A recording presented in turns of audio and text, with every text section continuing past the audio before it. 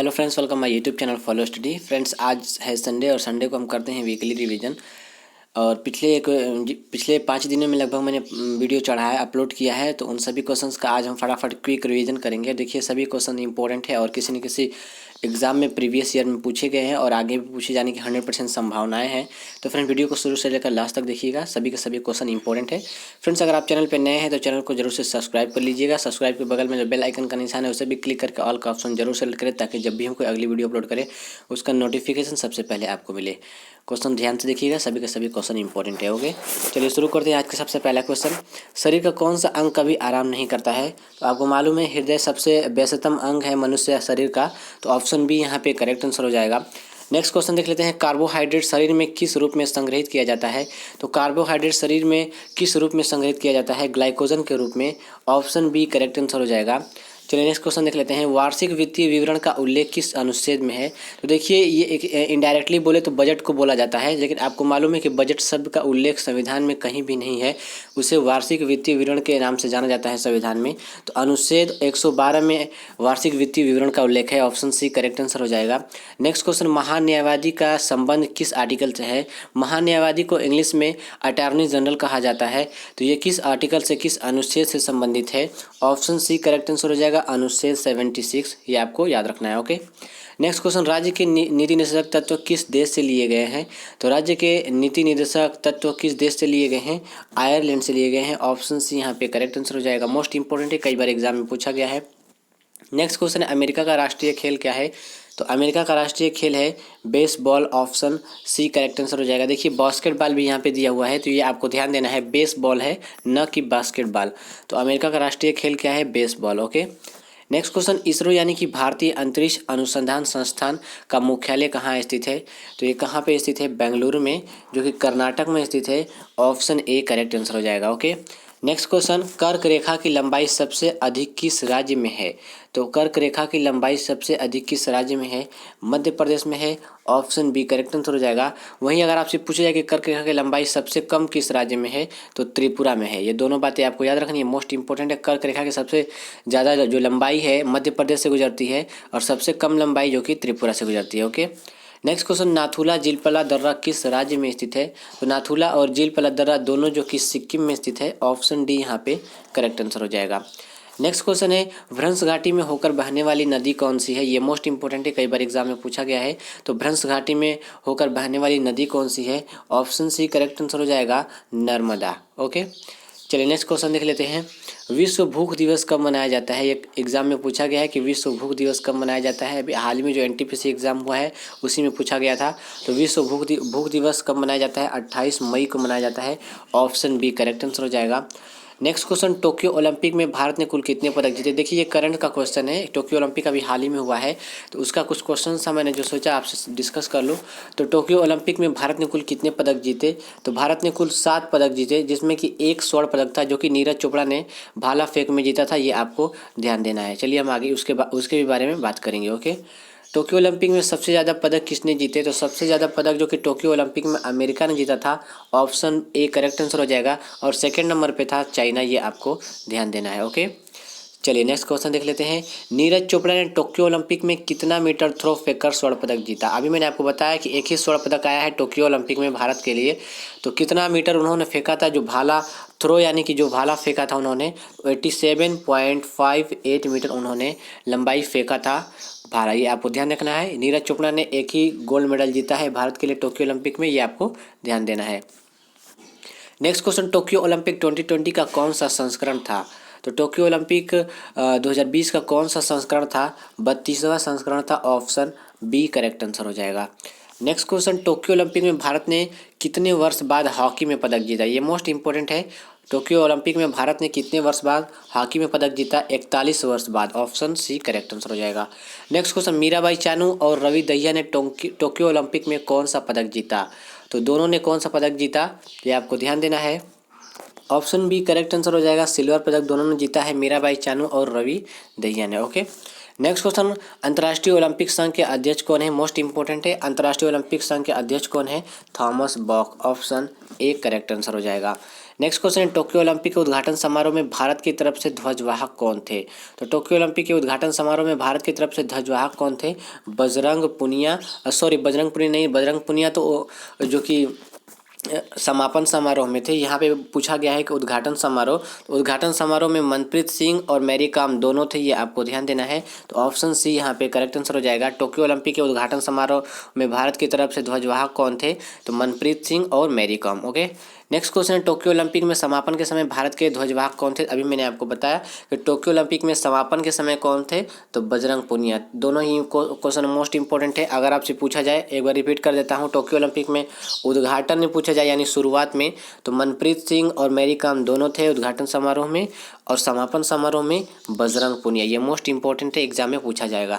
Next question, Tokyo Olympic का मोटो क्या था? तो टोक्यो ओलंपिक का मोटो क्या था? ये एक इंपॉर्टेंट शब्द जोड़ दिया गया है, टुगेदर, ये आपको ध्यान देना है। तो पहले इतना ही था, फास्टर, हायर और स्ट्रांगर, और नया एक वर्ड जोड़ दिया गया है, टुगेदर, ये आपको ध्यान देना है। तो ऑप्शन ए यहाँ पे करेक्ट आंसर हो जाएगा। नेक्स्ट क्वेश्चन, वेद शब्द का अर्थ है, वेद शब्द का अर्थ है ज्ञान, ये आपको ध्यान देना है। ऑप्शन ए करेक्ट आंसर हो जाएगा। नेक्स्ट क्वेश्चन, पानीपत का दूसरा युद्ध किसके बीच लड़ा गया? तो पानीपत का दूसरा युद्ध किसके बीच लड़ा गया था? अकबर और हेमू के बीच में। Option A correct answer. Next question, Bharat छोड़ो आंदोलन के समय भारत का वायसराय कौन था? मोस्ट इंपॉर्टेंट क्वेश्चन है। तो भारत छोड़ो आंदोलन के समय भारत का वायसराय था lord Linlithgow. Option C correct answer. Next question, Naujawan Bharat सभा के संस्थापक कौन थे? तो नौजवान भारत सभा के संस्थापक सरदार भगत सिंह थे। Option C. Next question, ngultrum किस देश की मुद्रा है? तो ये मैंने पिछले वीडियो में थोड़ा सा रॉन्ग हो गया था, मैंने नेपाल बता दिया था, जबकि भूटान है। नगुल्ट्रम जो कि भूटान देश की मुद्रा है, ये आपको ध्यान देना है, मोस्ट इंपॉर्टेंट है। नेक्स्ट क्वेश्चन, मैकाल पर्वतमाला किस राज्य में स्थित है? तो मैकाल पर्वतमाला किस राज्य में स्थित है? Chhattisgarh. Option D correct answer. Next question, गरीबी उन्मूलन किस पंचवर्षीय योजना का लक्ष्य था? तो गरीबी उन्मूलन 5वीं पंचवर्षीय योजना का लक्ष्य था। ऑप्शन बी करेक्ट आंसर, और ये मोस्ट इंपॉर्टेंट है, कई बार एग्जाम में पूछा गया है। नेक्स्ट क्वेश्चन, इनमें से क्या लॉरेंज वक्र को प्रदर्शित करता है? तो लॉरेंज वक्र जो होता है आय वितरण को प्रदर्शित करता है, कितना आय कम है और कितना आय ज़्यादा है किसका? तो लॉरेंज वक्र किसको प्रदर्शित करता है? आय वितरण को, और ये इकोनॉमी का मोस्ट इंपॉर्टेंट क्वेश्चन है। नेक्स्ट क्वेश्चन, चेचक किसके द्वारा होता है? तो चेचक जो होता है वायरस के कारण, वायरस जिसे विषाणु भी कहा जाता है। तो ऑप्शन बी यहाँ पे करेक्ट आंसर हो जाएगा। नेक्स्ट क्वेश्चन, विश्व दुग्ध दिवस कब मनाया जाता है? तो विश्व दुग्ध दिवस कब मनाया जाता है? ऑप्शन बी करेक्ट आंसर, 1 जून को। यहाँ पे विश्व दुग्ध दिवस की बात की गई है, ये आपको ध्यान देना है, जबकि राष्ट्रीय दुग्ध दिवस अलग होता है। वो आपको कमेंट में बताना है कि राष्ट्रीय दुग्ध दिवस कब मनाया जाता है, वीडियो के एंड में। ओके, भारत में संविधान दिवस कब मनाया जाता है? तो भारत में संविधान दिवस 26 नवंबर को मनाया जाता है, ये आपको ध्यान देना है। Option D correct answer.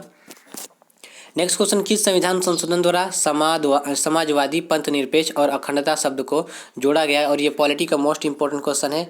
तो ऑप्शन ए यहाँ पे करेक्ट आंसर हो जाएगा। 42वां संविधान संशोधन 1976 में ये हुआ था, ये आपको ध्यान देना है। इसे लघु संविधान भी कहा जाता है। तो किस संविधान संशोधन द्वारा समाजवादी, पंथ निरपेक्ष और अखंडता शब्द को जोड़ा गया था?